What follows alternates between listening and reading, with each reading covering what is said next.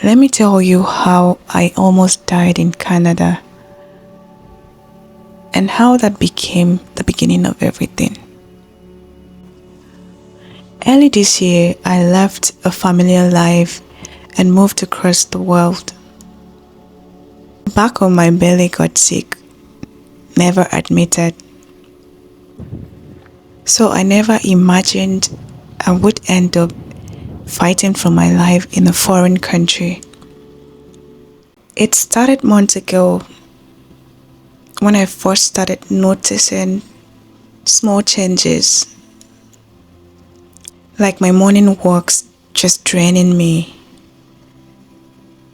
stays making me pant, and small tasks just leaving me exhausted. But I kept telling myself it was just stress, or maybe the relocation, or maybe school, or maybe I just needed more rest. I ignored every sign. And when I started an intense postgrad program, everything just spiraled. I knew I was stressed out, but I thought midterm break will help me recover.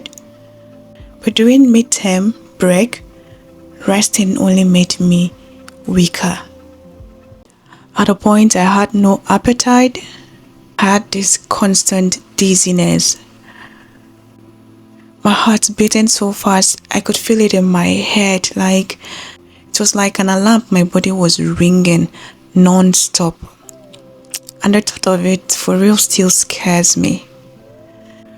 So at a point, I had to check in with a doctor friend of mine back home and just explain what was going on. So he said it could be low iron, that I should get iron supplements, which I did. I started taking it.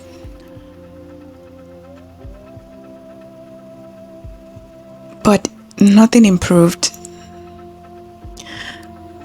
And when my monthly flow finally showed up that month, that was when everything just collapsed. The flow was so heavy, I felt life draining out of me. Walking a few steps terrifies me then. My chest was so tight. I couldn't breathe normally. That was when I knew that something was seriously wrong.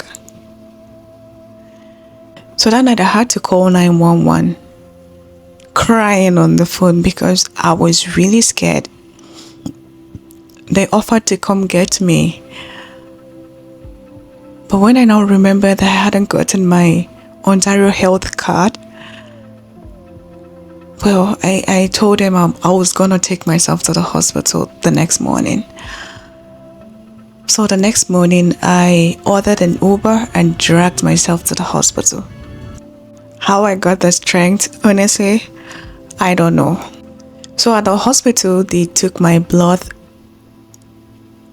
and they did that 3 different times. At a point, 3 or 4 different times, because they couldn't believe that my hemoglobin was that low. So when they confirmed it, everything happened so fast. A doctor looked me in the eyes and said, "We need to give you 4 units of blood immediately." I'd never been that confused in my life. So I had to ask, what other alternative are there? His response still rings a bell till today. He said, "If you don't get a blood transfusion now, you're gonna die." Well, I didn't want to die, so they gave me a consent form to sign for a blood transfusion. And in that moment, I realized how close I was from disappearing. I was wheeled to the ICU, alone, shaking, confused, scared. My family didn't even know what was happening. And suddenly my body felt foreign, fragile, and borrowed. But there was an angel there. A nurse. She cared for me. She reassured me. A stranger who felt like home in the scariest moment of my life. So I stayed in the hospital for a few days, and when I was finally discharged, I knew I wasn't the same woman again. Not in terms of how my body felt stronger. I knew that something just changed. Because when you come face to face with death, nothing feels permanent anymore.